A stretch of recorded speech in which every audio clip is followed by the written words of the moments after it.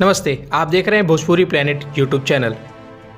Bhojpuri industry के YouTube king superstar Khesari Lal Yadav का एक से बढ़कर एक धमाकेदार गाना रिलीज होता रहता है।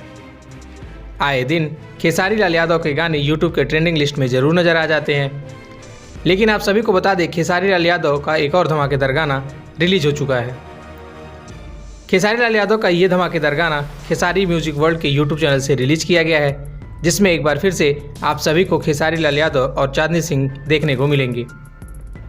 आपको बता दें खेसारी लाल यादव के इस गाने का बोल है मोगी खेले पबजी, जिसका वीडियो वर्जन 11 जून को खेसारी म्यूजिक वर्ल्ड से रिलीज किया गया है।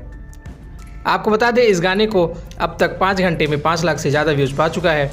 आपको बताते चले इस गाने को आवाज़ दिया है खेसारी लाल यादव ने और इस गाने को संगीत से सजाया है शंकर सिंह ने और इस गाने के लिरिक्स को लिखा है सोनू सुधाकर ने। आपको बता दें ये गाना खेसारी म्यूजिक वर्ल्ड के ऑफिशियल यूट्यूब चैनल से रिलीज किया जा चुका है।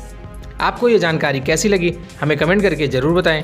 वीडियो अच्छी लगी तो वीडियो को लाइक करें, शेयर करें और हमारे यूट्यूब चैनल को सब्सक्राइब करके बेल नोटिफिकेशन ज़रूर दबा लें। धन्यवाद।